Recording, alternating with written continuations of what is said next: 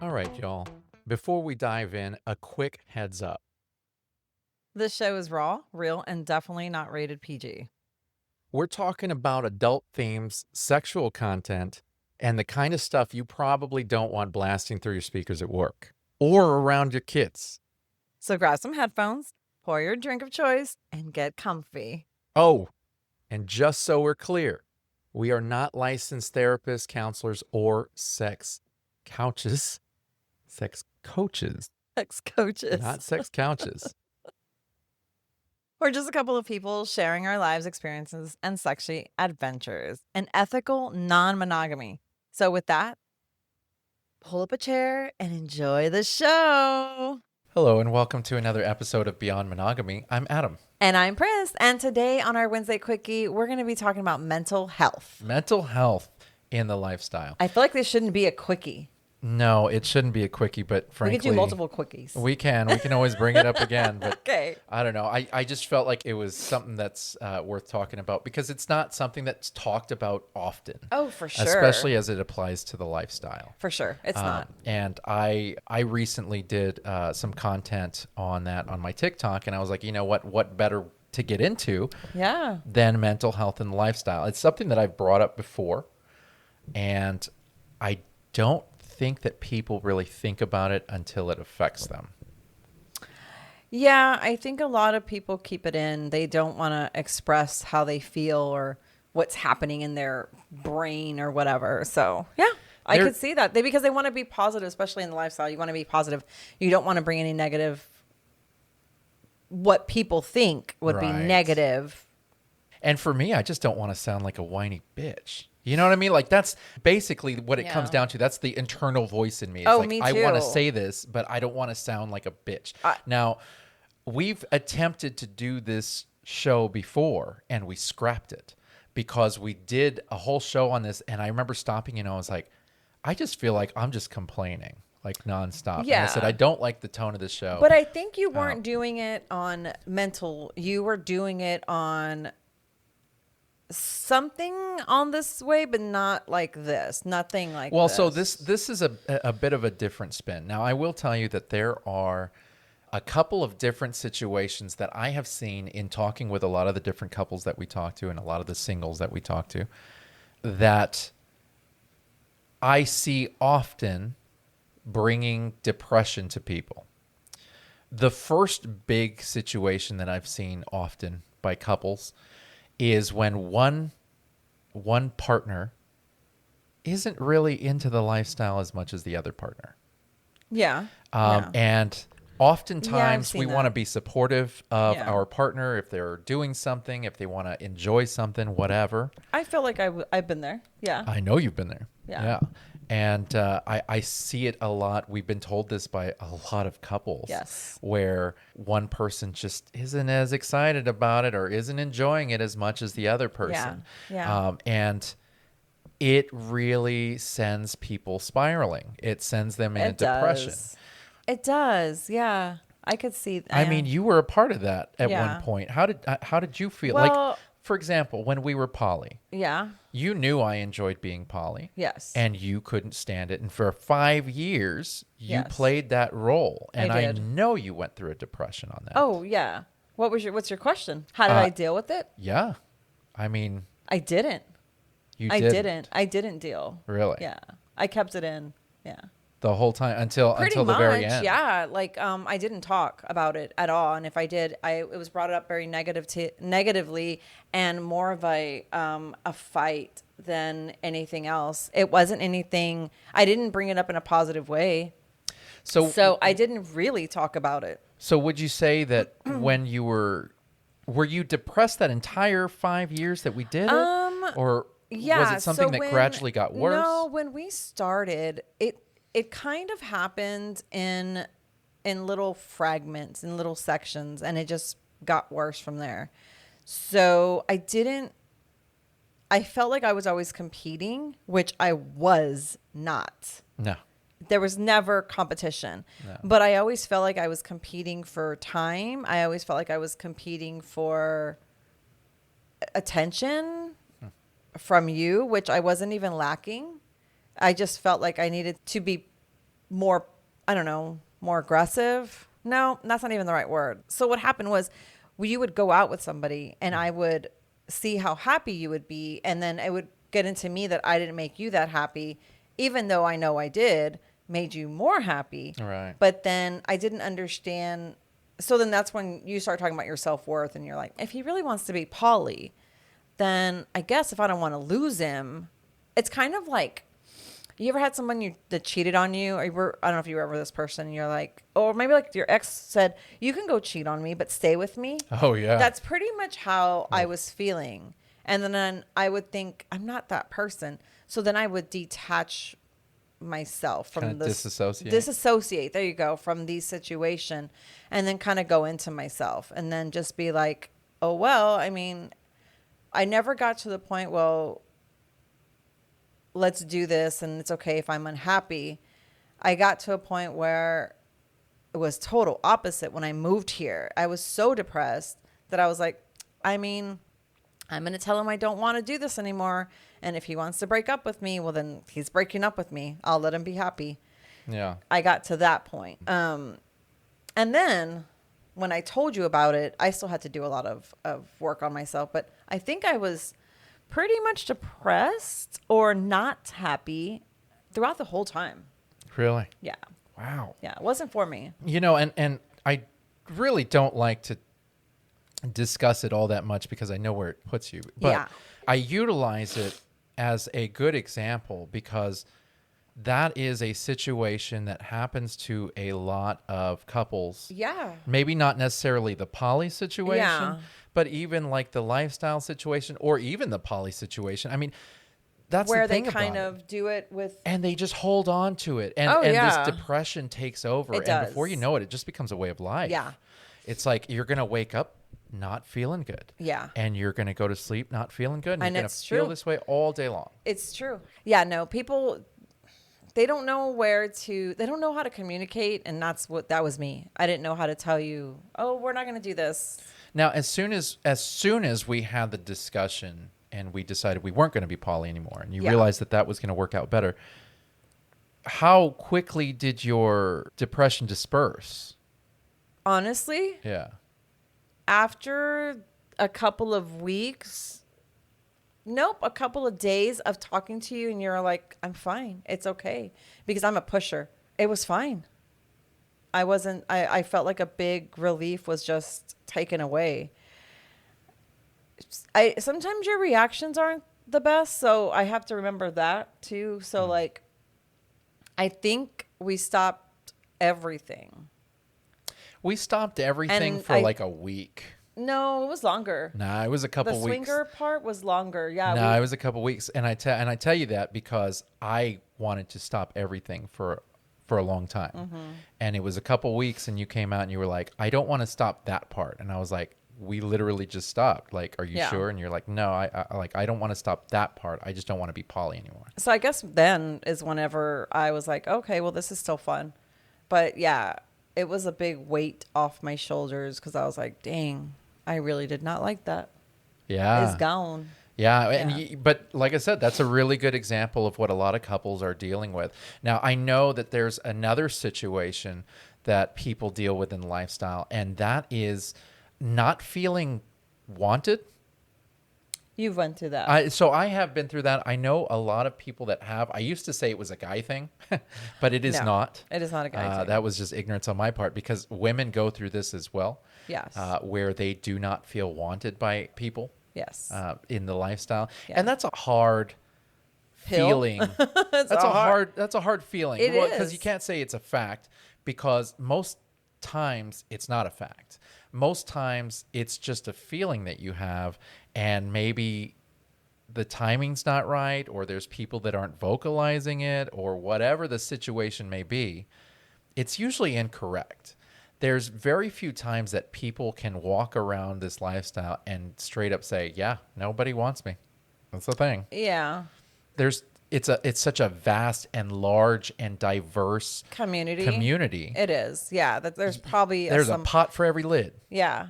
And also, I think to add to that is you have to be cool and calm, and that's easier said than done. But yeah, there's always somebody for somebody. Like it's always. And I feel like you start like that for the most part. And then when you don't have a lot of connections, that's when it brings you down. But at what point did it fall through? Were you ever on top and then you just decide, Right. Yeah. And, I think it's tough for people who, it's going to sound kind of weird. So I have never really been the hot guy in my life. And so I spent a lot of time honing my personality because I said, if I'm not going to win them over with my looks, I might as well win them over with my personality. I feel like there's a lot of people who go into the lifestyle who have always had the looks, but maybe not the personality. For sure. And then they walk in and realize, oh, it's not just purely based on my looks. I actually have to have substance here. Yes. Yeah. Yeah. And that's kind of a hard wake-up call for a lot of people. Yeah. I always found that interesting. Yeah, I think there's not a lot of women that are funny. No. Yeah, so I guess, wow. Yeah. That sucks for us guys. There's some funny women. I think you and I, we go through our cycles of depression, and it doesn't stem from the lifestyle. No. But it doesn't help sometimes.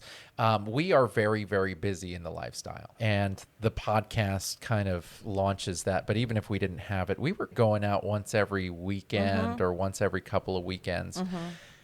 It takes a lot of headspace for you to be able to remember everything that you got to do and prepare for different parties. And, some days you just don't feel sexy. And some days you're just going through the motions.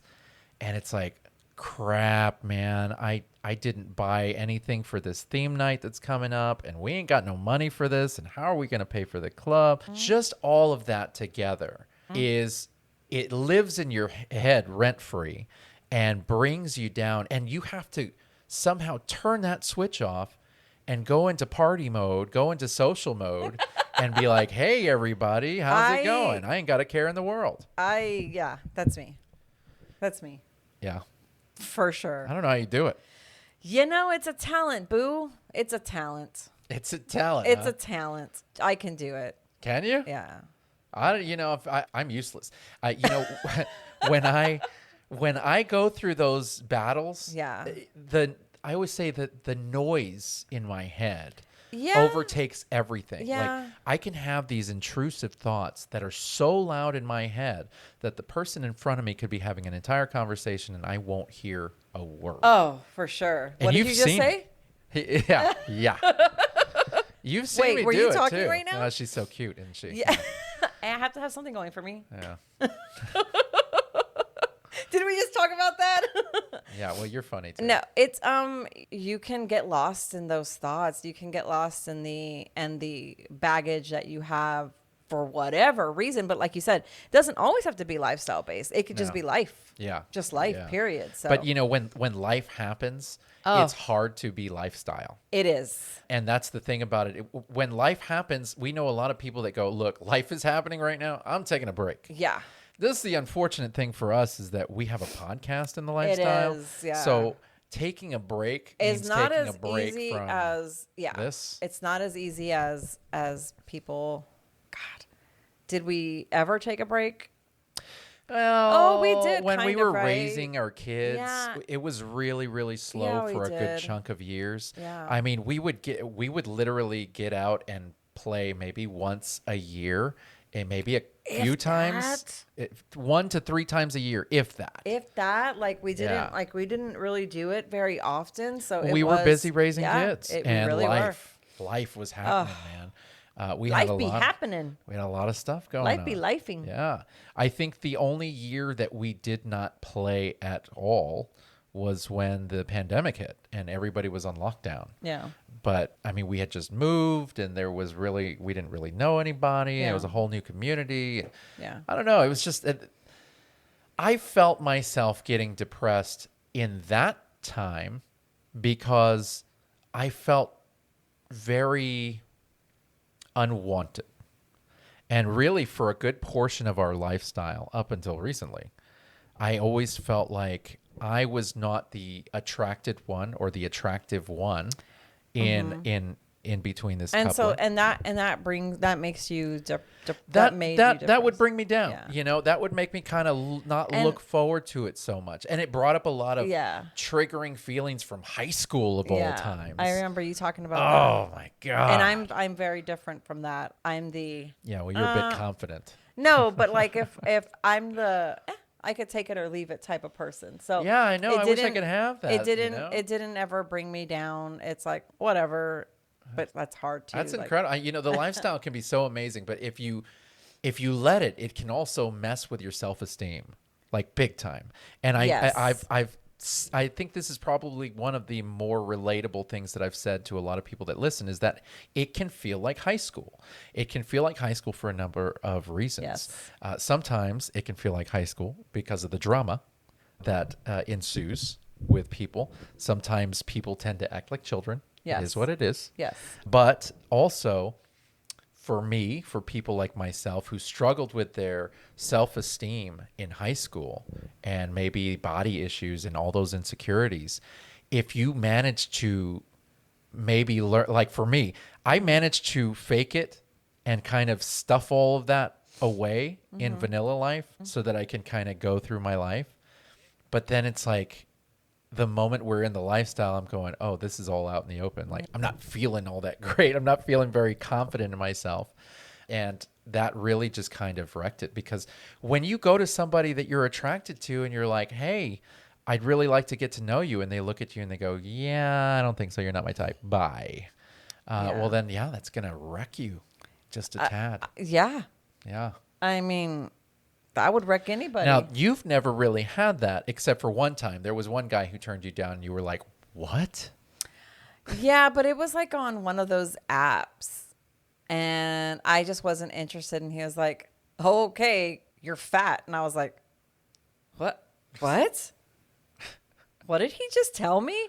And he was just expressing himself. Like, he doesn't want to be rejected. He didn't know how to cope. He didn't know how to cope. And that's whatever it is, what it is. But I don't really let people's actions or words do not really hurt my feelings, except for people that are real close to me. So my kids can say something and, oh my God, I could be torn apart. I know. You can tell me something and I'll be like, oh my God, what? But yeah, no, I don't let, I am on social media. Yeah. All of me is on social media. Yeah. And I do not care.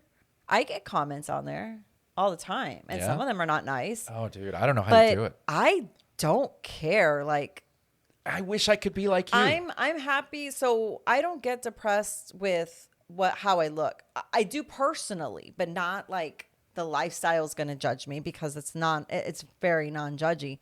It's more of an internal me. Like I judge myself, but I don't really get depressed with things like that. Like, oh, dude, we are very much on social media. We're on every platform. Our podcast is on every platform, and on every platform, obviously comments can be made. Oh God, I get called grandma sometimes, and I'm like, okay, dude, I don't know how you do it. You want to pay me to be your grandma? Because I could do that. I don't get a lot of negative comments on my socials or on our YouTube, but we have gotten them. Yeah. I've gotten negative comments on my TikToks. I've gotten negative comments on YouTube occasionally or on our Facebook page, and it's been very few.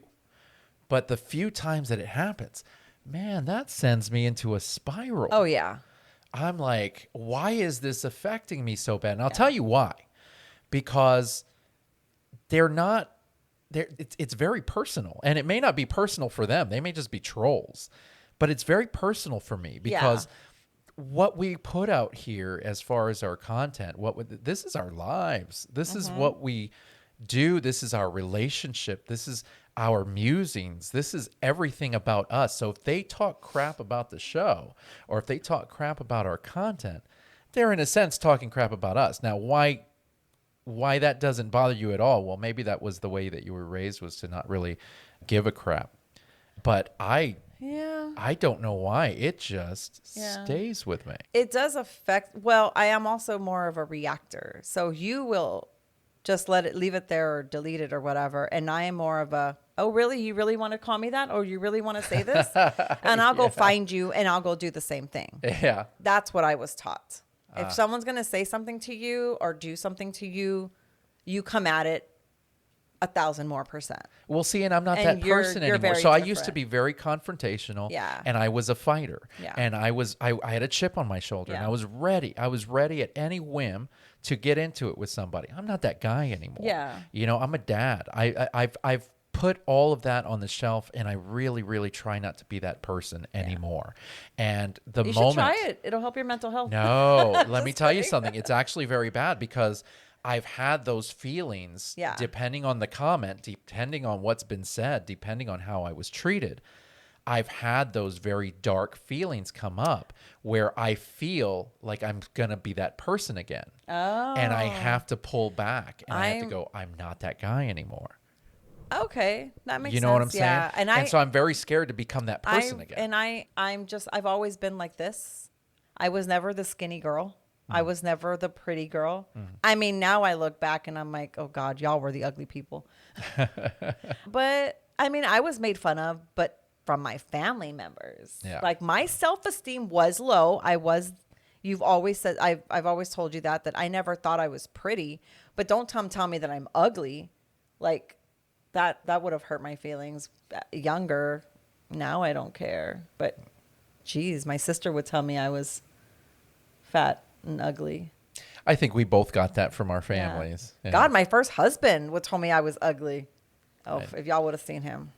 I didn't get that from my first wife, but I mean, she just pretty much acted like I was ugly. She never actually said the words. So yeah, I mean, it's hard. It's hard to keep that self-esteem and to still be present in the lifestyle, especially when you're dealing with that, because some people, we just kind of like, you want to be confident, right? Yeah. You want to be that sexy, confident person, but sometimes you just don't feel like it. Yeah, yeah. So- And you know what's even worse is if you're feeling depressed for whatever reason, and especially if it has to do with the lifestyle, Yeah. it makes it even harder to feel compersion for your partner.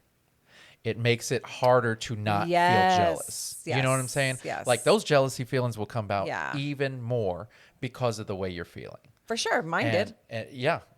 And Mine did. I think that's commonplace. Yeah. If you're going through that, it's just going to make things But different. I do know how to, is it compartmentalize? Compartmentalize. That word right there. My emotions, how I'm feeling, and every single little thing. I can do that and none of it spills over. I only let it spill over if I'm just like not in the mood to control it. Oh, wow. Yeah, That's interesting. it is. Huh. I mean, I walked in and I had no energy. You had no energy. And now? Now you have a little. A little. That's right. I mean, it is hard. So like just your mental load, period. You're always, women, we're always dealing with jealousy. We're always dealing with comparison, performance anxiety. That's mainly for you guys, but it's also for us. Like, Do women deal with performance anxiety? I used to always, even this weekend, I was like, oh man, performance anxiety so much that I was like, not really performance anxiety. No, yeah. Am I going to get this guy? Is this guy really going to want me? Oh, wow. I didn't know you deal with Yeah. that. I didn't think you cared. I don't so much. Actually, I don't. Let's rewind that. I don't care. I used to be worried. Oh, is he not getting hard because of me? Is that because of me? And I would tell you. Yeah. And then I finally realized that it wasn't a me issue. It was Right. more of a them issue. But this weekend, I was like, oh my gosh, I don't want to wet the bed.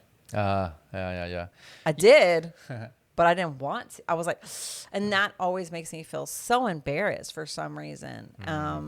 You know, it's a natural thing, though. It is a natural thing. And You know, the tough part for me this weekend, and I think I mentioned this to you when we were on our way back home, is it's tough to be in social settings where people know us for the podcast and content because we have to be on all the time. Yeah. And there's really not a time that we can't be on. The only time that we're not on is really when we have nothing on. Like we're here at home, our phones are not on. Yeah. We're hanging with our kids. Like Yeah. it's basic. But the moment we take a step outside or we're on a live or whatever, we feel like we have to be on. And that can be Yes. very mentally exhausting. Yes. Because, and I'm not saying that we're different people. What you see is what you get. What you hear is what you get. This is us all the time. Yes. But what I mean by on is that people expect us to be social. They expect us to talk to them. They expect us to be welcoming because that's who we are. Man, there are some days where I don't want to talk to anybody. There are some Yeah. days where I don't even want to talk to you. There Yeah. are some days where I just want to sit there and just be. I mean, and I think if you express that to people, they're fine. I mean, I told everybody today, I'm not in the mood. You're going to catch me Debbie Downer, pissy Priscilla. Yeah? I don't want to talk. Really? Yeah. I didn't talk to anybody. I was like, sorry. Just because you were tired or what? Just tired. Lifing. Not feeling it, huh? Lifing. Wow. But yeah, I mean, it is. You're really good at always just being transparent. I've always had that ability to just be 100% honest with people Yeah. about what Yeah. I'm feeling So you- because I'm an overthinker. Yeah. So because I'm an overthinker, when people act normal with their processing of emotions, I start overthinking it and I'm like, the problem is me. I don't want anybody to feel like whatever I'm going through is their problem. So then I over-explain everything to ensure that their feelings aren't hurt. The problem is me. You do that a lot. Yeah, and so Yeah. I'm very transparent because Yeah. of that. It's a struggle. And, the reason why we're talking about this now is my wife and I, we had a wonderful weekend this weekend in Houston, where if you listen to our Sunday's show, you'll know everything about that. But we were at a couple of house parties this weekend in Houston, and they were a great time. But when we were headed back home, there was just something different about me. And it's fair to say that something different about me for the past few weeks, maybe more. And I was too busy to really look at it and think about it. And, essentially, I got laid off in mid-August, and instead of mourning my job or the loss of my job, I got kind of pissed off and I said, you know what? I'm going to focus on the show. And I even told you that very same day. I said, you know what? I'm just going to put all my focus in on the show. I'm going to make it as great as I can, and we're just going to do this. And I didn't talk about it. I remember I had a lot of friends that reached out to me, and they messaged me or they would call me, and they'd be like, look, I've been there before. If you need to talk, I'm here. And I'm like, I'm good, guys. Everything is great. I'm great. Don't worry about it. Like there's no problems here. I'm just focusing on the show. I don't worry about me, Argentina, because I'm going to get through this just fine. As soon as we reach the level that we need to reach, then I'll breathe. I'll come up for air. There you go. And I obsessed about this show. Yes. And I still do. I throw myself into it. I'm constantly thinking about the show. Everything is show. Yes. I want it to be perfect. Everything has to go great. I've noticed that I have not been having a very good time lately. Yes. In life. I've period. noticed. Yes. I'm still smiling. I'm still cracking jokes. I'm still being social as people expect me to be. But I am just not feeling myself. Yes. And we were talking about it Sunday was we were coming back, and I know that something's wrong. And you were like, you're depressed. And I'm like, I am depressed. I think I am depressed. Which is crazy because I'm on an antidepressant.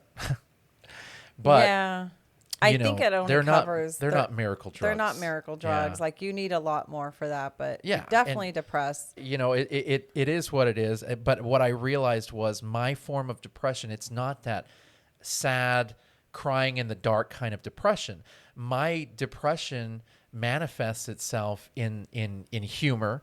It manifests itself in overworking and over obsessing about this piece that I have in front of me, this show. Right. Mm-hmm. And I really wanted to talk about that because I'm like, damn that. Once we had our discussion and once I realized you had seen it and I was seeing it, and I need to figure out how to get back on my routines, and I need to figure out how to better organize my time and how to take some time for myself and do all the things that made me feel good again. Right. And the more I process that, the better I feel. You know what I mean? That makes sense. And I really, I'm not going to lie. This show was really for me. It's not even for the people listening. I had to have my therapy session. We do this, and really, this show is a form of therapy. We get to talk about all the things that we're feeling and all of this. And frankly, everybody deals with depression in different ways, and people have gotten depressed because of what they're feeling in the lifestyle. Mine is dealing with the lifestyle, but slightly different, because mine is dealing with the lifestyle in this show and the content that we produce and just trying to stay very, very busy. But I do recognize that there is a difference in me now and the me that was around months ago. Yes. And so now I know how to fix it, and I'm working on it, and I'm really going to try and see this through. But I wanted everybody out there to know depression and mental health. I've talked about anxiety on this show a lot. I've been diagnosed with anxiety, depression, and PTSD, and I have it. It is what it is. We deal with life the best that we can. And it's not always a solution to have pills. No. A lot of it is having to learn how to cope. Yeah. And having to learn how to navigate. And a lot of times people don't know how to do that. Therapy is pricey. It is. It gets expensive. It is. It is pricey. Yeah. But if you need it, there's always a way to find it out there. There is. And I really think that it's possible. But, I think people need to talk to their spouse more. And I know that we say this like literally we do. Almost every show. I mean, I don't talk to you about everything. I know, and that bothers me. It does bother you, but you don't know how to process. Some partners don't know how to process other partners' weight. Yeah. It's just something like there should be ways for you to discuss things, but some people just don't know how to process that. Some people don't know how to process. Some people don't know how to cope. Yeah. And so, I mean, I think you're doing really good. I think you've realized what was the problem, and you've realized where you saw, once it was pointed out to you, you saw the difference. Like you saw, and you're like, oh yeah, maybe I am. And now you're making some changes. Yeah. Which is going to be very helpful. Positive changes. In your mind, because depression sucks. Depression sucks. It's not fun. But I will tell you, for all of you listening out there who maybe can relate, who maybe have felt this before, you're not weird. You're not broken. No. For needing emotional balance. It is a thing. Don't forget, because we are in this lifestyle, mental health and sexual health, they are connected. Yes. So if your mental health is not good, guess what? You're not going to perform very well. Yeah, that's very true. If I'm distracted, if I have a lot going on in the brain, it's just not going to happen. Yeah. And I don't care how many pills you take. It's just not going to happen. Yeah. So keep that in mind. Really, remember what you're dealing with. Your mental health matters. Your partner's mental health matters. It's important to recognize signs and talk to somebody. Yes. And if you've got nobody to talk to, well, guess what? Friends can be a free We therapist. have a confessional. We have a confessional. We do. If you go to our website, you can put whatever you want there. And guess what? If you really, really and absolutely need somebody to talk to and you have nobody, you can reach out to me. I do make myself available to anybody who needs that As do help. I. And, that's really the chair that we ask you to pull up at our table whenever you want to join us. You come with your problems, and we'll talk. And if you don't need anybody to talk, you just need somebody to listen, guess what? We can do that too. Yes. So I think this was a great discussion that definitely wraps up this week's Quickie. The main takeaway: protect your peace as much as you protect your parts. That's what I think. The lifestyle can be fun as hell, but only if you keep your mind in a good place when you're doing it. That's right. And if you want to keep this conversation going, you can find us at www.beyond-monogamy.com. And while you're there, check out our events page, drop us a confession, or join our Patreon for bonus behind-the-scenes extras. That's right. And, I'm still working on the extra stuff. I don't know. Also, don't forget, we're streaming every Thursday on FullSwapRadio.com at 2 p.m. and 7 p.m. Central Standard Time. Follow us on all the socials. We got the Instagram, the Facebook, the TikTok, and we actually have separate TikToks, so you can follow both of us separately. We have our X/Twitter, because nobody knows what I mean when I say X. We have separate ones of those. We have separate ones of those as well. And we have our Reddit and Discord communities that you can be a part of. We would love to see you. Please join and shoot us a message. We would love to hear from you. Also, we're on all the major platforms, including YouTube, if you want to see this beautiful mug and this beautiful mug over here sitting next to me. Remember, you don't have to be non-monogamous to enjoy a show about non-monogamy. I feel like I tell everybody that. And with that, thanks for listening. We will see you guys next week. Bye.